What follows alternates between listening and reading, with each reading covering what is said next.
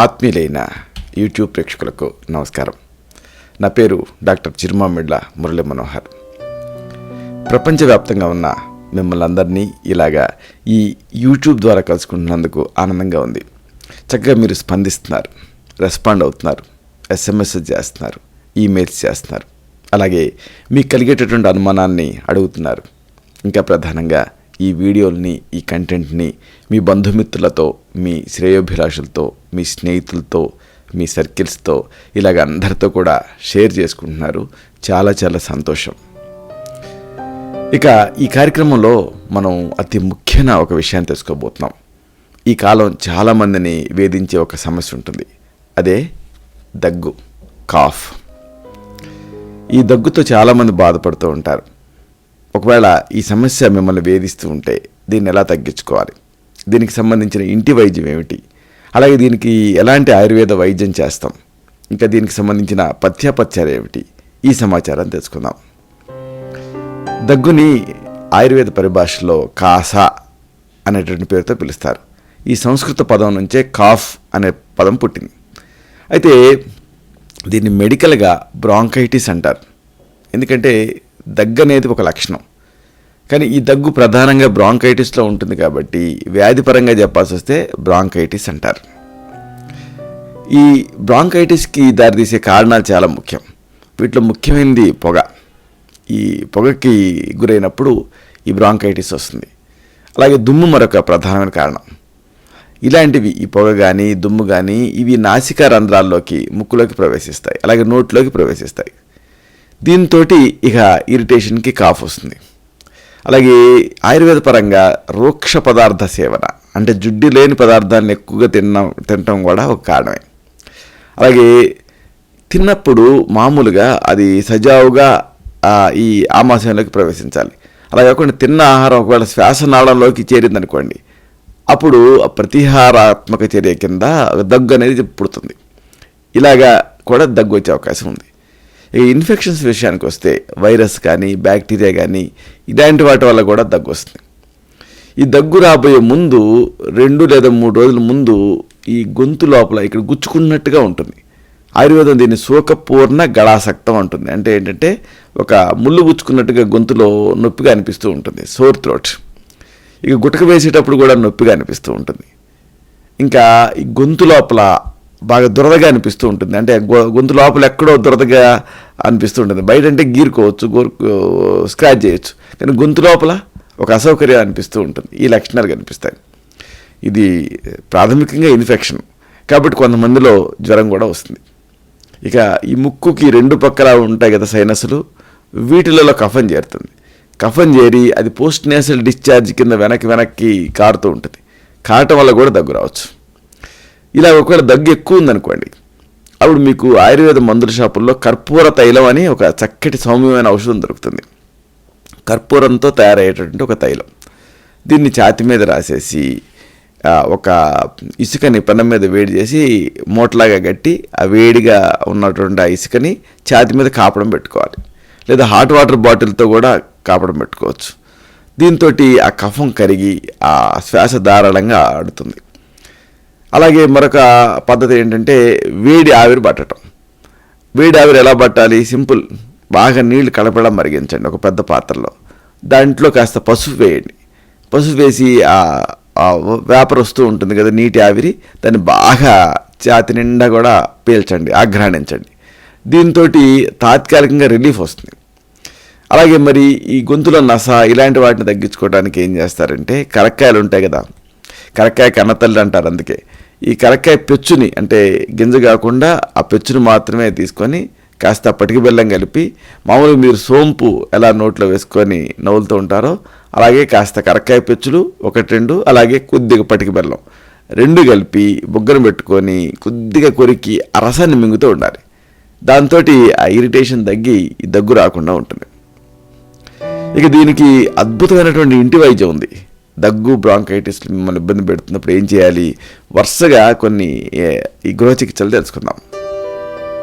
ముందుగా మీకు చెప్పాల్సింది అల్లం గురించి. అల్లం అనేది ఈ దగ్గులో చాలా ఎక్సలెంట్గా పనిచేస్తుంది. అల్లాన్ని రసం తీసి వాడుకోవాలి. ఎలా వాడుకోవాలి ఇది తెలుసుకుందాం. ఫ్రెష్ అల్లం తీసుకోండి, తాజా అల్లం. దానిపైన ఉండేటువంటి తోలంతా గీరేయండి. ఇప్పుడు దీన్ని చిన్న చిన్న ముక్కల కింద తరిగి గ్రైండర్లో వేసి గుజ్జుగా చేయండి. దీన్ని గుడ్లో వేసి పిండండి, ఫ్రెష్ జ్యూస్ వస్తుంది, అల్లం రసం. దీన్ని 14 మిల్లీ లీటర్లు అంటే దాదాపు 1 టేబుల్ స్పూన్ వాడాలి. 1 టేబుల్ స్పూన్ అల్లం రసం తీసుకొని, అది చాలా ఘాటుగా ఉంటుంది, అందుకని సమానంగా నీళ్లు కలపండి. అంటే 1 టేబుల్ స్పూన్ అల్లం రసం, 1 టేబుల్ స్పూన్ నీళ్లు ఇలా కలిపేసేసి దీన్ని ఉదయం ఒకసారి, అలాగే మళ్ళీ ఇదే పద్ధతిలో సాయంత్రం చేసుకొని సాయంత్రం ఒకసారి ఇలా తీసుకుంటూ ఉంటే ఈ దగ్గు తగ్గుతుంది. అలాగే మరొక సౌమ్యమైన వంటింటి చికిత్స మిరియాలు కూడా ఈ దగ్గును తగ్గించగలుగుతాయి. అయితే మిరియాలు చాలా ఘాటుగా ఉంటాయి కాబట్టి ఫ్రెష్గా అప్పటికప్పుడు మిరియాలు తీసుకొని మెత్తగా పొడి చేసుకోండి. 1 గ్రాము పొడి చాలు, అంటే దాదాపుగా 1 పావు టీ స్పూన్ మిరియాల పొడి. దీనికి సమానంగా కలకండ పొడి అంటే పటిక బెల్లం పొడి కలపండి. అంటే 1 గ్రాము మిరియాల పొడి, 1 గ్రాము పటిక బెల్లం పొడి 2 కలిపి నోట్లో అలా వేసుకొని చప్పరిచ్చి మింగి తర్వాత గోరువెచ్చటి నీళ్ళు తాగండి.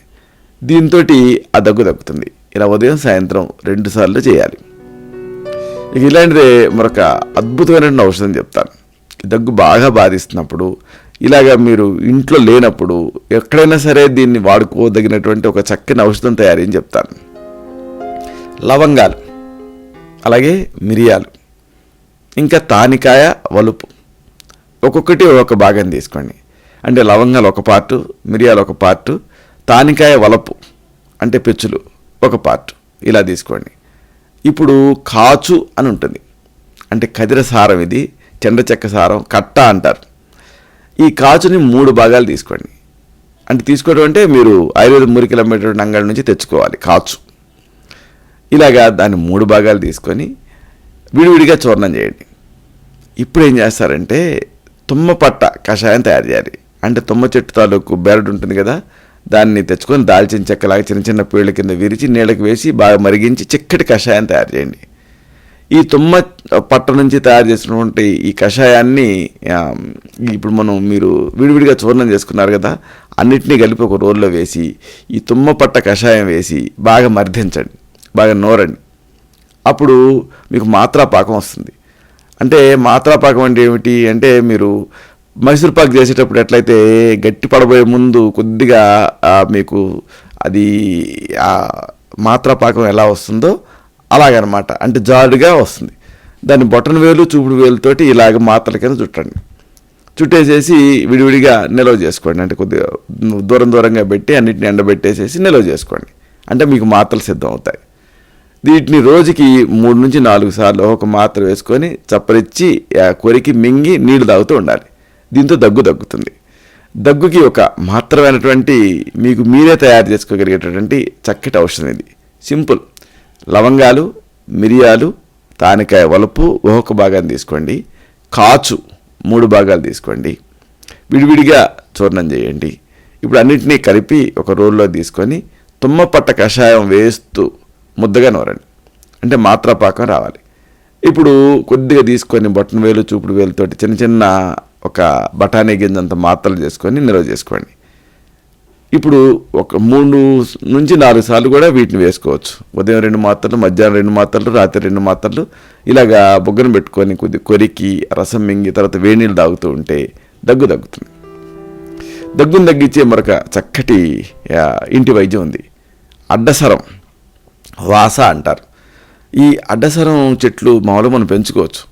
వీటి ఆకులు తెచ్చుకొని దంచి రసం తీయాలి.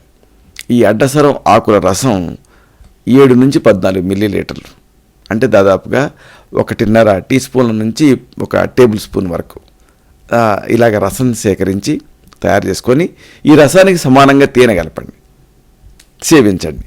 దీంతో కఫం ఎక్కువగా వచ్చేటువంటి దగ్గు తగ్గుతుంది. దీంట్లో ఈ తేనెకి బదులుగా మీరు చక్కెర, నెయ్యి కలిపి వాడారనుకోండి, పొడి దగ్గు తగ్గుతుంది. కొంతమందికి గొంతు బొంగురు పోయి దగ్గు వస్తూ ఉంటుంది. ఇలాంటి సందర్భాలలో ఈ లారింజైటిస్ ఉన్నప్పుడు ఫారింజైటిస్తో పాటుగా అప్పుడు అలాంటి దగ్గుకి ఒక చక్కటి ఔషధం ఉంది. రేగాకులు 10 రేగాకులు తీసుకోండి, ముద్దగా దంచండి. ఇప్పుడు ఈ ముద్దని కాస్త బాణంలో నెయ్యి వేసి ఈ రేగాకు ముద్దని ఆ నేతిలో వేయించండి. ఇప్పుడు ఫైనల్గా కొంచెం సైంధవ లవణం కలిపి సేవించండి. దీంతో ఇలాగ రేగాకు ముద్దని తేనెతో నెయ్యితోటి వేయించి ఆ తర్వాత సైంధవ లవణం కలిపి సేవిస్తే ఈ గొంతు బొంగురుపై దగ్గు వస్తుంది చూసారా, ఇలాంటి దాంట్లో ఎక్సలెంట్గా పనిచేస్తుంది. ఇక చాలా కాలం నుంచి దగ్గు వస్తూ ఉంటే దీనికి ఒక చక్కటి ఔషధం ఉంది. తులసి ఆకును దంచి రసం తీయండి. దీన్ని 7 నుంచి 14 మిల్లీలీటర్లు అంటే 1.5 టీ స్పూన్ నుంచి 1 టేబుల్ స్పూన్ వరకు ఇలా తులసి ఆకుల రసానికి తేనెను కలపండి. ఒక 4 నుంచి 6 గ్రాముల తేనె అంటే దాదాపు 1 టీ స్పూన్ తేనె కలపండి తులసి ఆకుల రసానికి. కలిపేసేసి లోపలికి సేవించండి. ఇలా ఉదయం సాయంత్రం 2 సార్లు చేస్తూ ఉంటే క్రానిక్ కాఫ్లో ఎక్సలెంట్ రిజల్ట్ కనిపిస్తుంది. ఇక ఇంత చేసినప్పటికీ ఒకవేళ ఈ సమస్య మిమ్మల్ని వేధిస్తూ ఉంటే అప్పుడు మీ నాడిని బట్టి మీ తత్వాన్ని పరీక్ష చేసి మీకు మాత్రమే ప్రత్యేకమైన ఆయుర్వేద ఔషధాలు ఉంటాయి, వీటిని ప్రిస్క్రైబ్ చేయాల్సి ఉంటుంది. ఉదాహరణకు చిన్నపిల్లల్లో లేదా డ్రై కాఫ్లలో సితోపలాది చూర్ణం అనేదాన్ని ఇస్తాం. సిత అంటే పటిక బెల్లం ప్రధానంగా ఇతర ద్రవ్యాలతో తయారవుతుంది. దీన్ని 1 నుంచి 3 గ్రాములు తేనెని ఒక టీ స్పూన్ మోతాదుగా కలిపేసేసి తీసుకోమని సజెస్ట్ చేస్తూ ఉంటాం, రోజుకి 2 సార్లు. దీంతో ఈ డ్రై కాఫ్స్లో మంచి రిజల్ట్ ఉంటుంది. ఇక ప్రొడక్టివ్ కాఫ్స్ ఉన్నా లేకపోతే ఇతరత్ర అనుబంధ లక్షణాలు ఉన్నా అప్పుడు తాడిసాది చూర్ణం అనే దాన్ని ప్రిస్క్రైబ్ చేస్తాం. దీన్ని 1 నుంచి 3 గ్రాముల మోతాదుగా 1 టీ స్పూన్ తేనెతో కలిపేసేసి తీసుకోమని సజెస్ట్ చేస్తూ ఉంటాం. దీంతో కూడా మంచి ఫలితం ఉంటుంది. ఇక ఈ కాఫ్ బాగా ఇబ్బంది పెడుతూ ఉన్నప్పుడు అలాగే గొంతంతా డ్రైగా ఉన్నప్పుడు కర్పూరాది చూర్ణం అనే దాన్ని ప్రిస్క్రైబ్ చేస్తాం. దీన్ని డోసు సాధారణంగా 300 మిల్లీగ్రాముల డోసుగా తీసుకోమని సజెస్ట్ చేస్తుంటాం. 1 గ్రాము పటిక బెల్లం కలిపేసేసి రోజుకి 2 సార్లు తీసుకోమని ప్రిస్క్రైబ్ చేస్తూ ఉంటాం. దీంతో కూడా మంచి ఫలితం ఉంటుంది. ఇక చిన్నపిల్లలై ఇలాంటి చూర్ణాలు ఇవి తీసుకోలేని వాళ్ళకి వాసా కంటకారి లేహ్యం అని చ్యవన్ప్రాష్ లాగా ఉంటుంది ఈ లేహ్యం, దీన్ని సజెస్ట్ చేస్తూ ఉంటాం. 1 నుంచి 3 గ్రాముల మోతాదుగా 1 కప్పు నీళ్లతోటి కలిపి అంటే ఈ లేహ్యం తిని నీళ్లు తాగమని సజెస్ట్ చేస్తూ ఉంటాం. రోజుకి 2 సార్లు భోజనం ముందు కానీ తర్వాత కానీ సజెస్ట్ చేస్తాం. దీంతో కూడా మంచి ఫలితం ఉంటుంది. అలాగే బయట తిరిగే వాళ్ళకి, జలుబు అనుబంధంగా ఉండే వాళ్ళకి వ్యోషాది వటి అనే దాన్ని సజెస్ట్ చేస్తాం. దీన్ని నోట్లో వేసుకొని చప్పరించి మింగుతూ ఉండటం అనేది జనరల్ సాంప్రదాయం. రోజుకి 4 లేదా 6 సార్లు దీన్ని తీసుకున్నప్పుడు జలుబుతో కూడినటువంటి దగ్గులో మంచి ఫలితం ఉంటుంది. అలాగే ఎమాసియేషన్ ఉన్నప్పుడు, పిల్లలలో బాగా బలహీనంగా ఉన్నప్పుడు చ్యవన్ప్రాష్ లేహ్యాన్ని సజెస్ట్ చేస్తాం. దీని డోస్ సాధారణంగా 12 గ్రాముల నుంచి ఒక్కోసారి 24 గ్రాముల వరకు కూడా సజెస్ట్ చేస్తాం, ఆ కండిషన్ బట్టి రోజుకి 2 సార్లు. అలాగే ఈ జలుబు ఉన్నప్పుడు లక్ష్మీ విలాస్ రస్ అనేదాన్ని సెలెక్ట్ చేసి ప్రిస్క్రైబ్ చేస్తూ ఉంటాం. 250 మిల్లీగ్రాముల నుంచి 500 మిల్లీగ్రాముల డోస్ వరకు దీన్ని ఇవ్వటం జరుగుతుంది. రోజుకి 3 సార్లు తేనెతో తీసుకున్నప్పుడు జలుబుతో కూడినటువంటి దగ్గులలో మంచి ఫలితం ఉంటుంది.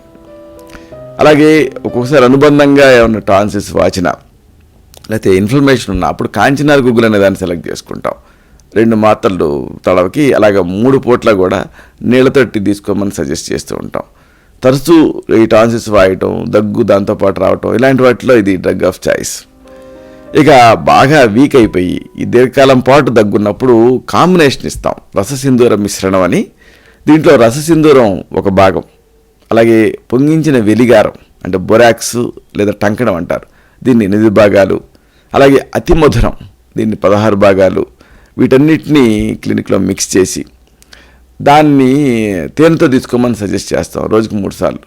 ఈ ఔషధం దగ్గు అలాగే ఉబ్బసం ఇలాంటి వాటిలో చాలా చక్కగా పనిచేస్తుంది.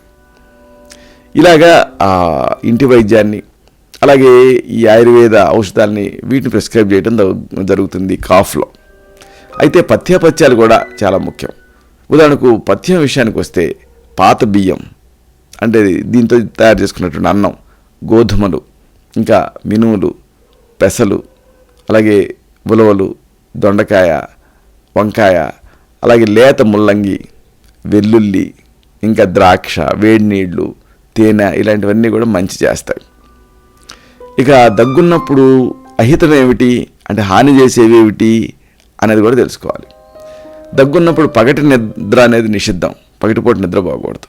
అలాగే తీపి పదార్థాలు తీసుకోకూడదు, పాలు కూడా నిషిద్ధం, కఫం పెరుగుతుంది. పెరుగు అంతకంటే తీసుకోకూడదు. అలాగే పిండితో చేసినటువంటి భక్ష్యాలు ఉంటాయి కదా, అవి కూడా దగ్గును పెంచుతాయి. ఇంకా ఈ పొగ, అలా దుమ్ము, ధూళి, అలాగే పాయసం, ఇవన్నీ కూడా కఫకర పదార్థాలు.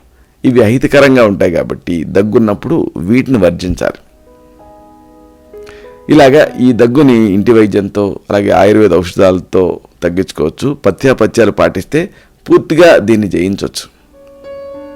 ఇలాంటి మరొక ఆసక్తికరమైన విషయాన్ని తిరిగి ఇదే కార్యక్రమాల పరంపరలో మనం కలుసుకున్నప్పుడు సవివరంగా, సహేతుకంగా, సమగ్రంగా తెలుసుకుందాం. శతం జీవ శరదో వర్ధమానః, శతం హేమంతాన్ శతం వసంతాన్. 100 శరత్తులు, 100 హేమంతాలు, 100 వసంతాలు వర్ధిల్లుతూ జీవించండి. శుభం.